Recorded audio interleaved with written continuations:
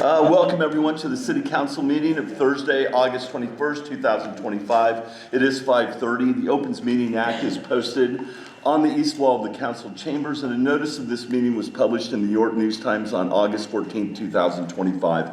If you would, please stand and join me for the Pledge of Allegiance. I pledge allegiance to the flag of the United States of America and to the republic for which it stands, one nation, under God, indivisible, with liberty and justice for all. Welcome to everyone that's here tonight, and I see school's back in session, so welcome. We'll try and keep this under a couple hours tonight for you. Amanda, the roll call. Post here. Here. Wilkinson. Here. Van Esch. Here. Piper. Here. McGregor. Here. Northrop. North. Here. Shepherd. Here. You were all sent the minutes of the August 7th, 2025 meeting. Are there any addition or corrections to those minutes? Move for approval. Second. I have a motion and a second. Amanda. Post here. Yes. Wilkinson. Yes. Van Esch. Yes. Piper. Yes. McGregor. Yes. North. Yes. Shepherd. Yes. Next agenda item are claims of elected officials. We do have one claim of elected official, Tony North of North Printing and Office Supply, in an amount of $2,380.47. I move for approval. Second. Motion and second. Amanda. Post here. Yes. Wilkinson. Yes. Van Esch. Yes. Piper. Yes. McGregor. Yes. North. Abstain. Shepherd. Yes. Next are the claims for the period of August 8th through August 21st, 2025. The Finance Committee did meet yesterday to review those claims, and I would move for approval of the claims for the period of August 8th through August 21st, 2025. Second. Motion and second. Any further questions of the Finance Committee? Hearing none. Amanda. Post here. Yes. Yes. Wilkinson. Van Esch. Yes. Piper. Yes. McGregor. Yes. North. Yes. Shepherd. Yes. Next, you were all sent the department activity reports for the month of July 2025. Do you have any questions on those? Just have a comment. I just want to congratulate Deb on winning the Reading Smackdown. I noticed in there. Well done, you and your staff. Well done, Deb. Well done. Move for approval. Second. Motion and second. Amanda. Post here. Yes. Wilkinson. Yes. Van Esch. Yes. Piper. Yes. McGregor. Yes. North. Yes. Shepherd. Yes. And we need to approve the cash balances for the month of July 2025. Move for approval. Second. Motion and second. Amanda. Post here. Yes. Wilkinson. Yes. Van Esch. Yes. Piper. Yes. McGregor. Yes. North. Yes. Shepherd. Yes. Our next agenda item is City Administrator Report. Dr. Crawford. Thank you, Mayor. Thank you, Council. Our efforts to gain public input for the next 20 years of York continue in September. So, and now. So just a reminder to everyone that at planyork.com, you can provide comments on the map or react to other people's comments that are on the map. I think we've been getting good feedback on that map, some interesting ideas. So take some time to go visit the map, and if you visited before, go back and see what new ideas are. Each month we have a new poll question. So the housing question has been posted now. So you can go on and do the housing question. And if you missed the other ones, they're also there on parks and transportation. And then there's a short 4-question survey that's an overall survey if you haven't had a chance to do that. Then in September 10th and 11th, we're going to have drop-in sessions here. So the first round was more meetings and writing things on the board with everybody in one room. This next round is much more with the consultants coming with ideas and people just dropping in and reacting to different ideas that have come from the survey and from the stakeholders group conversations. So on the 10th, Wednesday the 10th, it will be from 5 to 7 at the library, and there will be a Spanish speaking facilitator at the library that evening as well for that session. And then Thursday, the next day, Thursday, we'll have a noon time, 11 to 1 lunch hour kind of session, 2 lunch hours session here in this building. So if people are able to drop by at some time during the lunch hour, they can be a part of that. So continue to look for everybody to put ideas in, and hope that you're able to join us at one of those 2 times, September 10th or 11th. Very good. Thank you very much. Our next agenda item is consider approval of a special designated license for Blended Distillery LLC at the York County Fairgrounds Mercantile Building at 2345 North Nebraska Avenue on September 14, 2025 for a harvest market. I know the applicant is here. Please, if you would, state your name and address for the record, and if you'd like to just tell us what it is, that'd be great. You know more than I do. Derek Keller, owner of Blended Distilling at 1420 Road End, Suite D, York, Nebraska 68467. Thank you. As you saw, September 14th, they're doing a harvest market for YC3. They did the first one that we're trying to do. Main thing is, because I sell alcohol, I need approval to make sure that I can be at that building since it's off of my normal premises. So basically, I will have small samples, so we'll have signs posted, IDs checked, everything like that. It'll just be if somebody wants to try a little bit of the flavor before they buy it. So we're not doing full drinks or anything like that, especially since it's on a Sunday. But just need approval to be at that building and to be open by 9:30 since it's selling alcohol before noon. So. Any other questions? Is it an all-day event? 9:30 to 4 o'clock.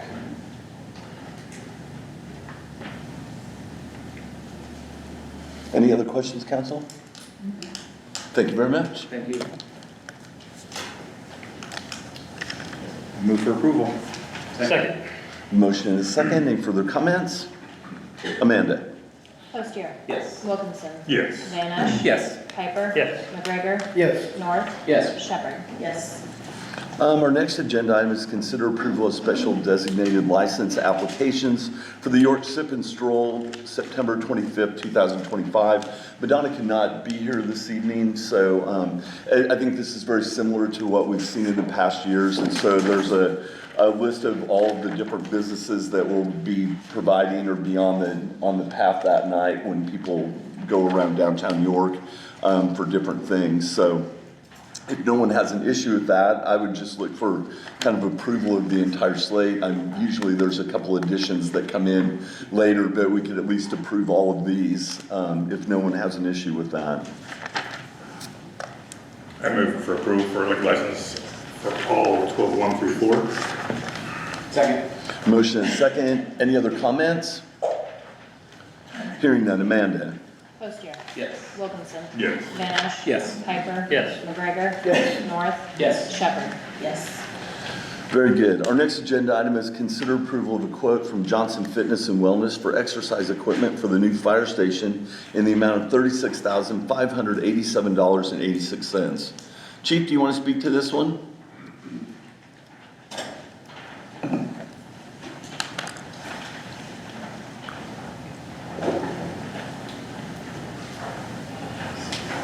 Good evening. So what we're doing tonight is we're looking for approval for exercise equipment for the new fire station. We are moving some equipment over. The current workout room is very small and it has a machine that's been there for a while, so we'll leave that for the PD to determine if it's for their use. And we do have some equipment coming from the community center that they surplus when they updated theirs. We did set a budget of $40,000 on it internally ourselves, and it comes under that budget. We do have another quote here from another company, and it's $10,000 higher than the one you have. Also, Omnia is a member of, Johnson Exercise Equipment is a member of Omnia Purchasing Group, so they do the bidding process for us. Any questions?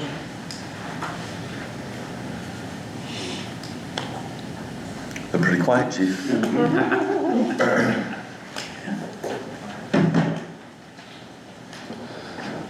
Any other discussion on this, council, or we would need a motion? Move for approval. Second. Motion and a second. Amanda? Postier? Yes. Wilkinson? Yes. Van Ash? Yes. Piper? Yes. McGregor? Yes. North? Yes. Shepherd? Yes. Next is a public hearing on an application for a mover's permit. To consider the approval of an application for a mover's permit filed by Joanne Grogushin for a modular home to be moved to the lot located south of East First Street and east of South Iowa Avenue. Dan, before we go any further, I'm going to let you address this. Okay. The Growth Lucian family had filed this request to move a house to a lot they already own. And the house is up at Brainerd. And Greg and I went up, did the inspections like we're supposed to. And James has a little slide presentation. So there's the lot. So on that corner of First and Iowa. And just their application. There is the front of the house with the porch. It is a modular home, which meets our ordinance to go there, and it was built in 2004. And just different views of the home.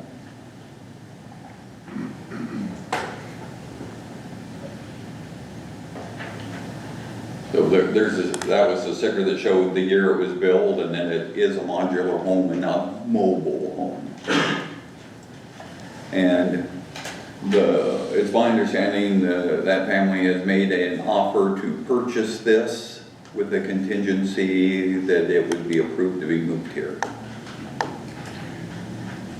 Very good. Any questions of Dan? And there's no problem with it being in the floodplain for that reason? So the front half, or the two lots there, the north lot isn't in a floodplain, which the house will fit on. The south part of it is. Yeah. And what they've talked about doing, taking the garage, it won't fit on the end of the house, it doesn't meet the setbacks against Iowa. They would move that to that south lot, and then they would do just the garage would be the floodplain. Of course, they'd have to build that up and get an engineering certificate that it's out of the floodplain. And they do know that. Okay, so And then it looks like the utilities are there. Wastewater, water, electricity is in the alley.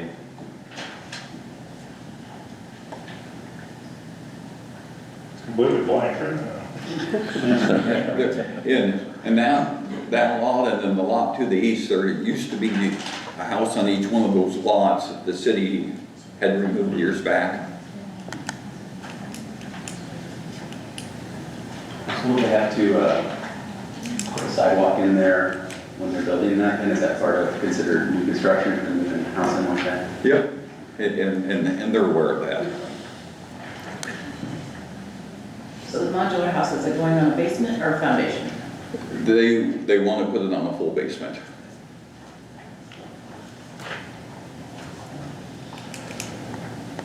And then their future plans for it, they hadn't really disclosed that. Any other questions, Dan? Thank you, Dan. You're welcome. This is a public hearing. Would anyone else like to come to the microphone and address this issue?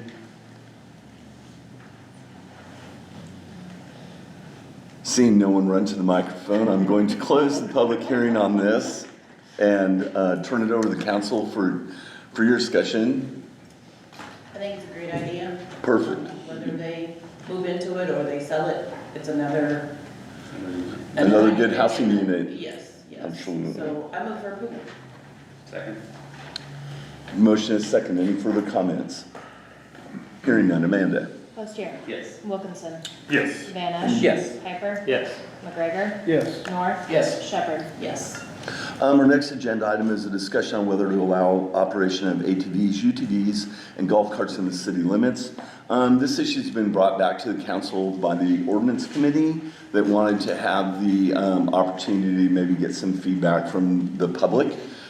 So I'll turn it over to the ordinance committee for any comments, and then I will allow anyone to come to the microphone and have a couple of minutes to make your comments about this issue. So for any opening comments, I'll turn it over to the ordinance committee right now. So, this issue was brought back by a constituent, and previous years, I don't remember how many, maybe 4 years ago we tried, and it failed at 3? Two. Only 2? Yeah. Wow, okay, 2 years ago we tried, and it failed at the council. So we got some new information from other towns that have enacted some permitting requirements in their towns, Aurora being the newest one.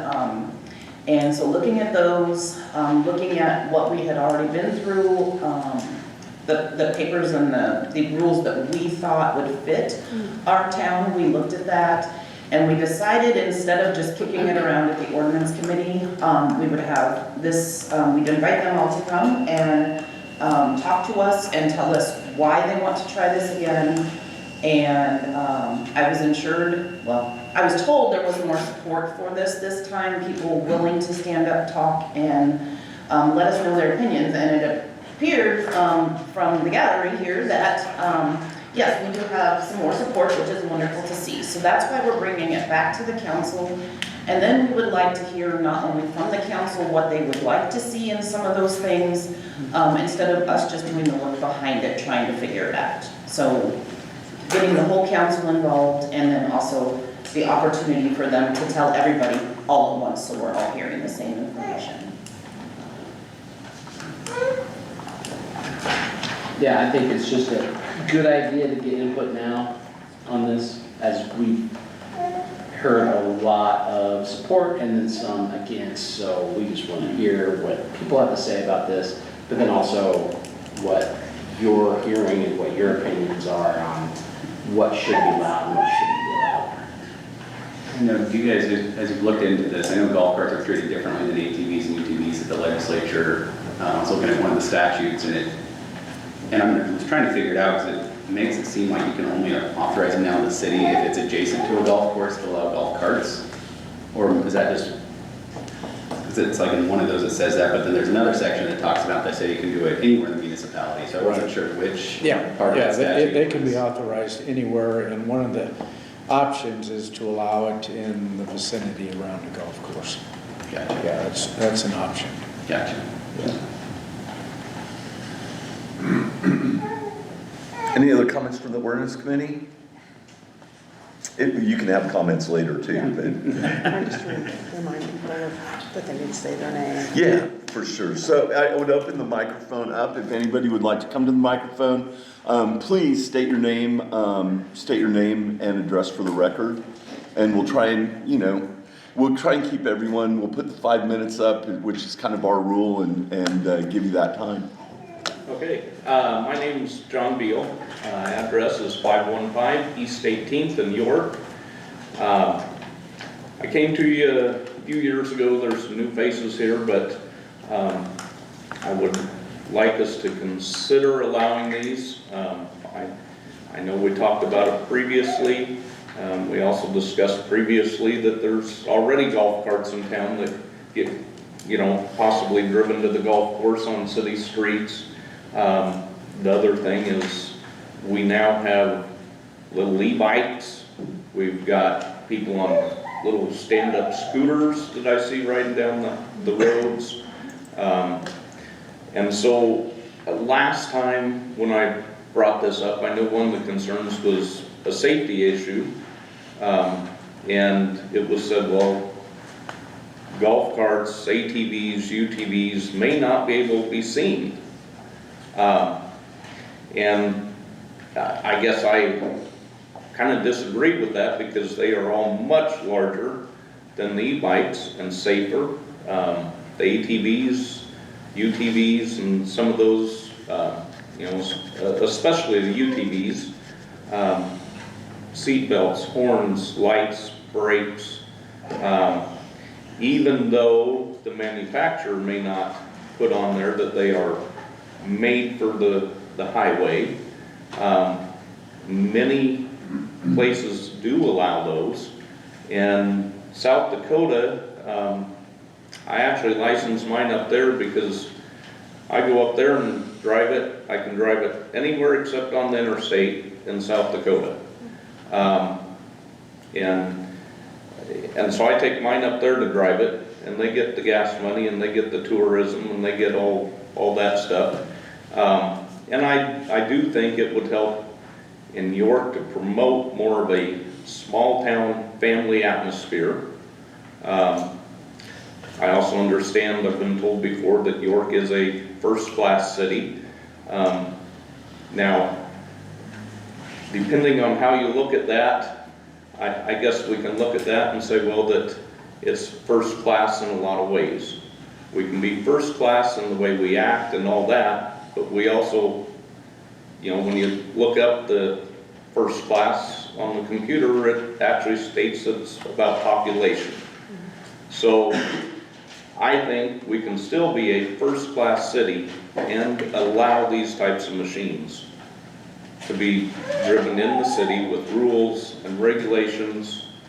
And I would like to see us push forward with that and allow those to be used.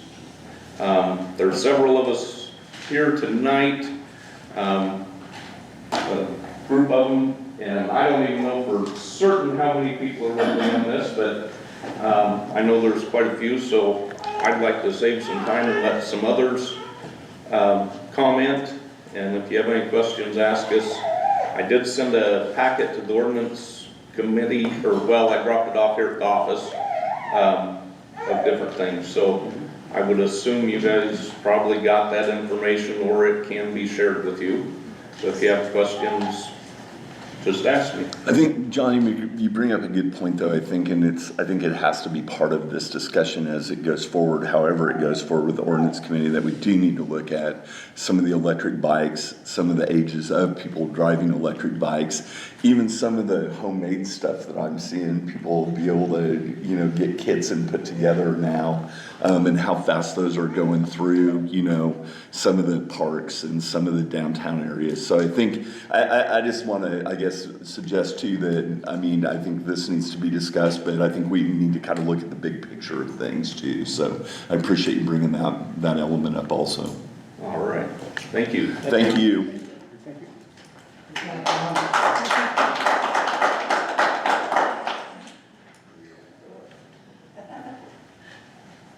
Jen Hobel-Heinrich, 1109 North Wisconsin Avenue here in York. I'm a part of that group. I've had many people come to me after I built a Facebook group over this. The 10, 11, and 12-year-olds going down Grant and Lincoln Avenue in the middle of the road, holding up traffic, like they don't have a care in the world. You know, one wrong move and they're ran over. I've been part of the group that's done a lot of research on them. Ralston, Papillion, Norfolk, Aurora, Scottsbluff, little towns, but York doesn't do it. And it'd be nice to see them. We all know that there's, you know, they're required to have blinkers, you know. There's kits that these guys can put on their UTVs. Granted, I don't have one, but my kids do.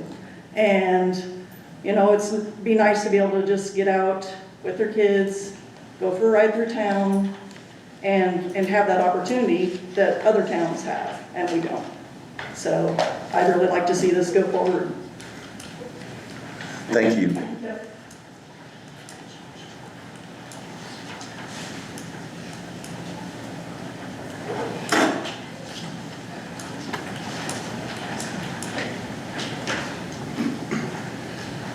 Lee Mast, 84 Platte Avenue, York, Nebraska. I'm here with the group for the ATVs and UTVs. I lived in South Dakota for 10 years, and I lived in Sioux Falls. And there they are all legal except for the golf carts. And there was, when I lived up there, the stats were, there was less UTV and four-wheeler accidents than there were motorcycle accidents. Motorcycles, it was about a 3-to-1 rate for accidents, motorcycles compared to the UTVs. They were also, like John previously stated, they were not allowed on the highways. And in the towns that I'm familiar with here in Nebraska, mainly Norfolk and Papillion and Ralston, they are permitted everywhere except for the highways, as I think that's the state statute, if I remember correctly. And like they previously stated, most of the four-wheelers and ATVs now and UTVs come with full safety equipment, belts, lights, brake lights, blinkers, and active horns. So, but I would like to see something like this happen in our town because York is a nice town, and we've got we've got 2 camp areas close to town, and if you look at those, sites, you usually see a UTV or a four-wheeler along with most campers now. And it's not just for the locals anymore, it would be for the people from out of town. And it would make downtown a lot more accessible. Thank you. Thank you.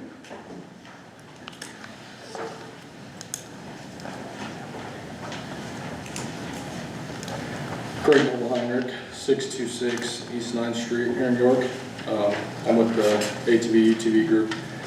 Another thing I wanted to add to it is it would also be another good way bringing money into the town, as in, you know, registering these vehicles, paying fees, anything like that, you know, to bring more into the town. And then, I mean, with the safety of everything, you know, these things are the size of street vehicles. I mean, they're, for the most part, the UTVs mainly. Like the roll cage, all the lights, everything that everyone said.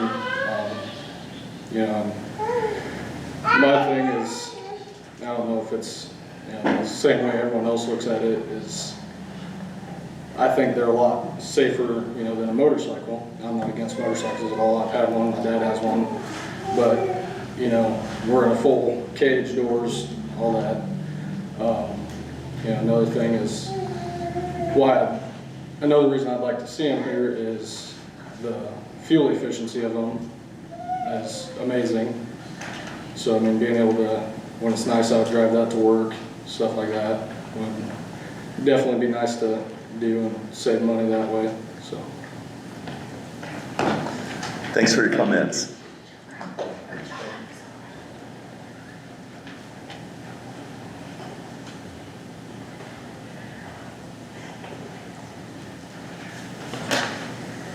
Would anybody else like to speak?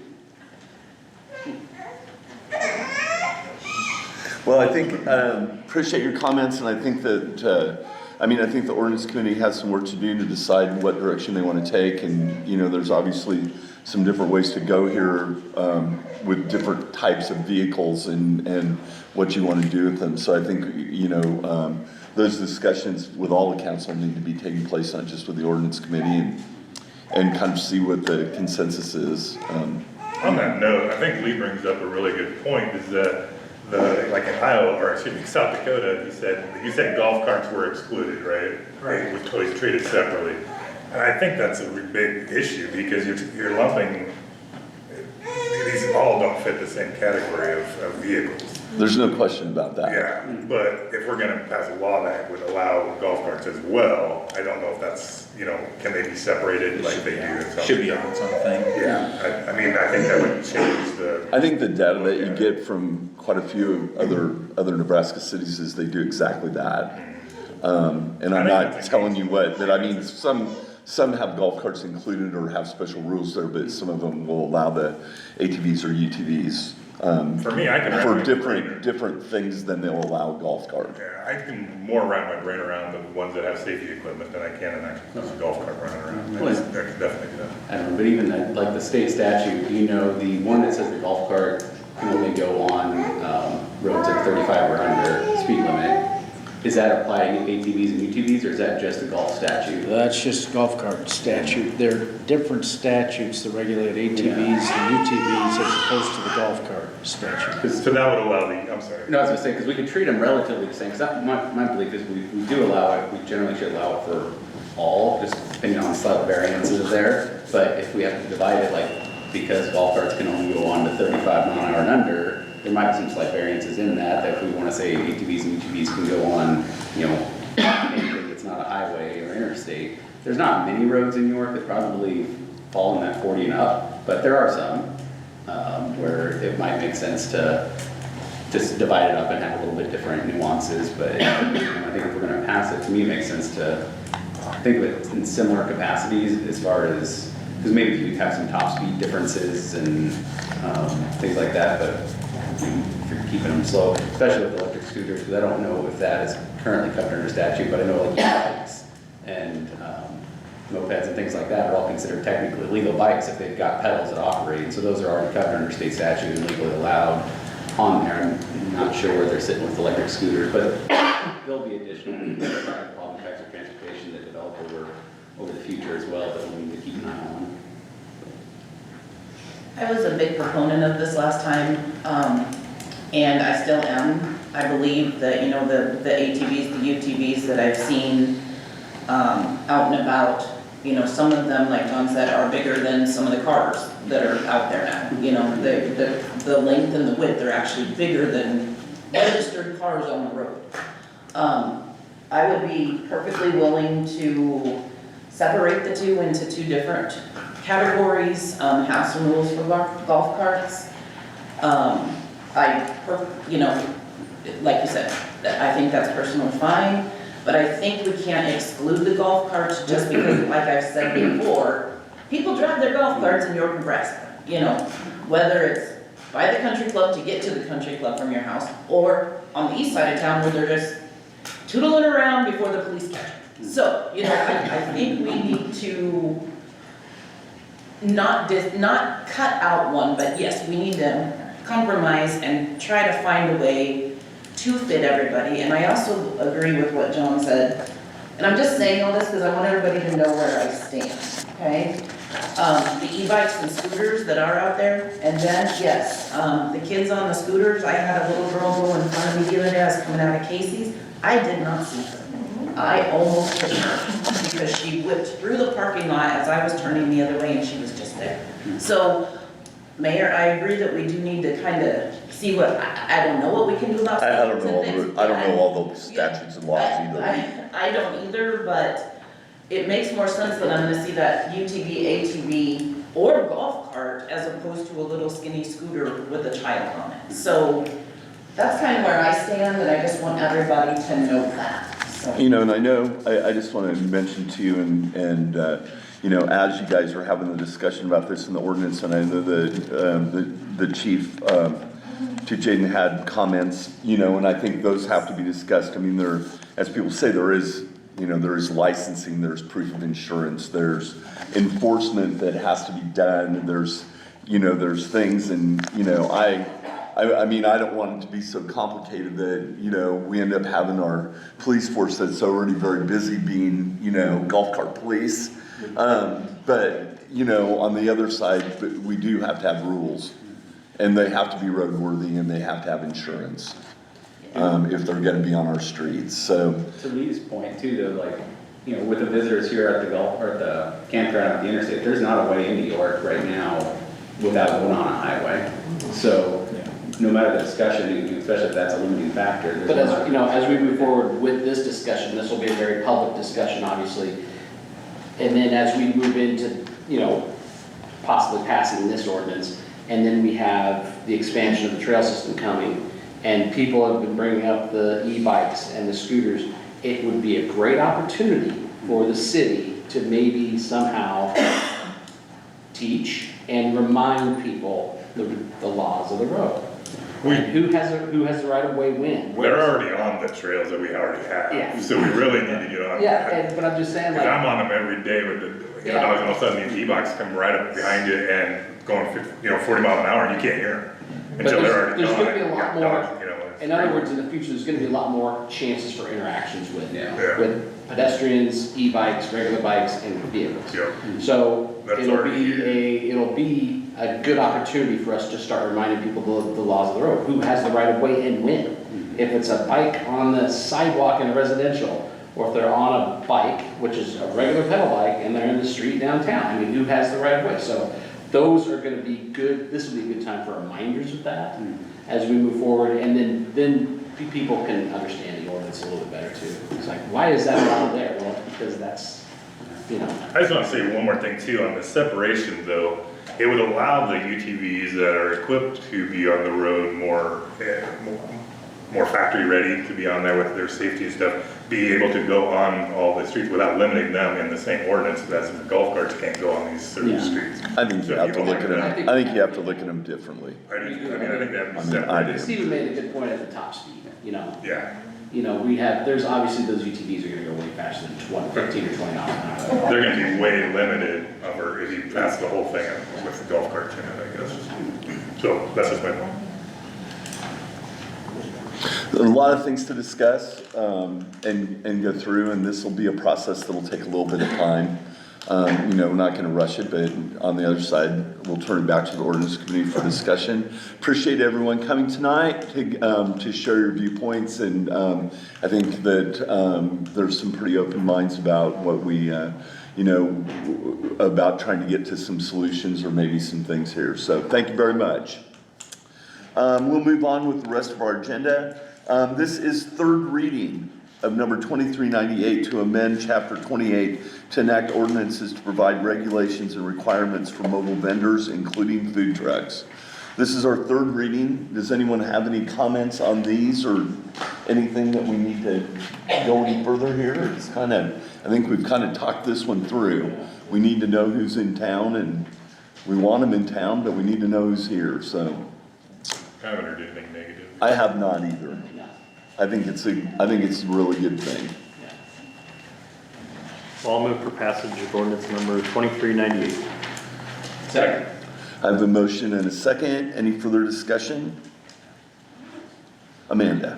Postier. Yes. Wilkinson. Yes. Van Esch. Yes. Piper. Yes. McGregor. Yes. North. Yes. Shepherd. Yes. We have second readings of the sewer rates, the landfill rates, and the water rates. James, do you have that information right that you can step up, please? We did have a few, we have some new people here tonight, and also we had a couple council people, so what we do is read these 3 times when we change rates. That way there's some time for people to understand what's going on and know what's gonna happen. So the first one are the sewer rates, and then the landfill rates and the water rates. And I'm gonna turn over to James to just highlight what in fact is going to change. Yep. So as previously mentioned, we had Nebraska Rural Water conduct our wastewater rate study for us, and they recommended, as in years past, we were doing a 2.5% increase, and when they looked at our expenses versus revenues coming in, they made, with the rising cost of regulations and operation maintenance costs, it would be advisable to the city of York to begin another 5-year rate program, which shows a 2.5% increase per year. So very similar to what we had done the past couple of years since I've been here. So that would be the sewer rates, landfill rates. So we had a rate study done a couple years ago. The HDR Engineering conducted that for us. They spread that out over 5 or so years. Every year we review, and we look at their recommendations that they had from that initial rate study. We also have HDR Engineering review our capital expenditures and see where we're at versus expenses and revenues for the prior year. The things that changed or looking to increase, starting with the minimum charge, that stays the same at 15. The MSW landfill disposal per ton looks to be increasing at $3, and it was 70 the previous year. Increasing $3 this next year. Trees and yard waste per ton, an increase of $2. Construction and demo per ton, an increase of $2. And special waste per ton, an increase of $6. So special waste would be something that we would have to get state approval to dispose of at our landfill. It just, with the regulations, it takes an extra cost there for us to properly dispose of it. I had a quick question about that one. I know last time when we did increase, there was lots of talk about how, increases roll down to the customer. So your flat rate, $15, is, I don't know how like your commercial garbage haulers are charged. Would there be an increase to them? Because I was asked if that would increase other people's, I'd say my bill, but everybody's bill that uses it. There would be. These increases would affect commercial haulers as well. Okay, so like that $2 per ton, is that, so that's? Yep. Okay, so they fall under the $2 per ton increase to them. $3 to them, Yep. which then, okay, thank you. Yes. And then I know that there was a question in terms of tree disposal the last time. So I believe some communication was sent out on that. We pulled a grid activity report for the last year. We were not able to separate out commercial, like tree surging companies versus residential. If you think about it, we are a county landfill too, so when we're thinking about free tree debris waste, a lot of times when we have like natural disaster type events such as windstorms, blizzards, we often open up a site somewhere on our property to, people can deposit their free tree debris there. So last year, for a total, for the whole year, on a calendar year, may I add, there was 1,113 and 1/2 tons of tree debris delivered to the landfill. And that resulted in an amount of $54,179.75. That includes like the storm trees as well, or those free ones, or that just like the ones regular? That was regular. That was not storm debris. And then moving on to the water rate study, which was also conducted through Nebraska Rural Water Association. Let's see, so the actual production cost for the city of York to produce 100 CCF of water is $2.39. So we had two rates in there. One was the normal residential user rate that was at $2.42 per every 100 CCF. And then if you used over that 100 CCF, there was a, I believe it was a rate of $1.97 for anything over that first 100. The recommendation, a suggestion would be for the city of York to be charging $2.42 for every 100 CCF. So we would get rid of that $1.97 and everybody just pays $2.42 per 100 CCF. And again, with the rising cost of regulations and trying to replace aging infrastructure, it would be advisable for the city of York to also begin, is to first do this and then to, again, every year evaluate where that puts us. Rather than raising individual rates themselves, let's just use this as a starting point and see where that gets us. Because obviously if it costs us $2.39 per 100 CCF to pump and to distribute through our system, that $1.97 isn't making sense. So commercial and residential will be treated the same? Correct. Okay. Yep. Have to be rated. Correct. So right now, basically, if you think about it, residential is doing that 242, and the large users were. So your residential person's not gonna see, They're not they're not gonna see an increase. Correct. And so everybody that was using, let's say, a big. Your real commercial heavy user, water users. Heavy water users, they were seeing that, everything after that first 100 CCF, they were seeing $1.97 on the rest. But it was costing the same to pump that and distribute. Thank you, James. Any questions of James? So thank you for that summary of the enterprise funds, and I would consider the second reading of the sewer of ordinance number 2399, sewer rates 2400, landfill rates, and 2401 water rates.